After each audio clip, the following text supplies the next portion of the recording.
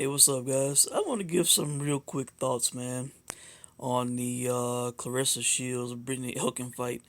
I just watched it. It's Friday morning, um, and I want to give some immediate thoughts on the fight.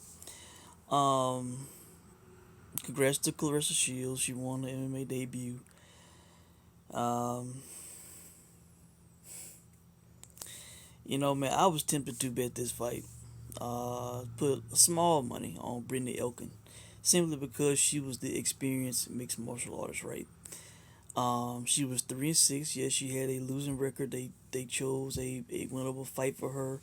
For Claressa, they chose. I wouldn't, maybe in a sense a cupcake. I hate to say that, but because Brittney Elkin, this was her 10th professional fight, and this was Shields' first fight. But for that reason alone, the fact that this girl was experienced, that she had been around, that she had pro experience, that she had been training in MMA for years, at a plus 235, I think it was. I kind of thought it was worth the play, but I didn't do it. Actually, I probably would have done it, but they took the odds down for some reason before I could get a wager in. I could have went to another casino, but man, Claressa Shields was struggling with a MMA journeywoman. All right, the first two rounds she clearly lost. I thought Brittney Elkin. Look, if I was training, uh, coaching or advising somebody fighting Claressa Shields in MMA, the game plan initially would be to leg kick, leg kick, leg kick. Her legs are not used to being kicked and attacked. If her legs are weakened, she will not have the footing or to plant her feet for punching power. All right. She is not used to fighting with hurt legs. And, nicely enough, Brittney Elkin did throw a leg kick in the beginning of the fight. I thought Claressa Shields was open to a leaping or jumping front kick, basically the Karate Kid kick. Machida did it to Randy Couture in Randy Couture's last UFC fight. I thought that Elkin should have done that to Claressa at the beginning of the fight. I thought Claressa was open to it. Of course, her hands were down. This was her first time in in the cage, the nerves, kind of catching off guard by charging and jumping in the air. I thought it could have been successful, but Elkin didn't do it. All right, and of course, in the first and second round, Shields was down on the canvas. She was being controlled. Elkin was pounding and going for submissions. All right, and then in the second round, it appeared that Claressa hit Elkin with some shots. She really didn't recover from it. Beginning of the third round, she was hurt and she appeared to be gassed. And then eventually Elkin was finished. All right.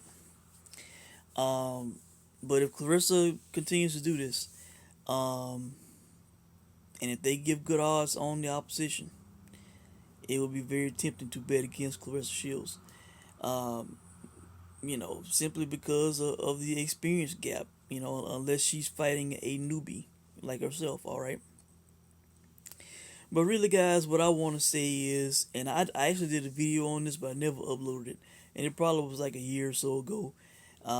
Whenever she first announced she was doing this, when she did an interview with MMA Fighting here on YouTube. I think that Claressa Shields is making a mistake, man. I think she is making a mistake. What is it? The greed? Is it the money? Trying to make more money by doing MMA. That's making her do this. You know, um, this is going to affect her boxing career, man. If she continues to box, she. I don't know the way she's talking. I hadn't read the article yet, but I got an alert on my phone the other day saying that she was tired of waiting for money in boxing, so that's why she went to MMA. Some ESPN article, right? There is a big money fight out there for her in Savannah Marshall. You know, Eddie has said that he was gonna pay well for that fight. I don't know exactly what the purse will be, but that's a big fight. She probably could have got Layla Ali if she would have been reasonable. If she would have been talking this 50-50, the winner get the most money type shit. She should have just came in good faith, and she probably could have got 1 million plus as the B side fighting Layla Ali. All right.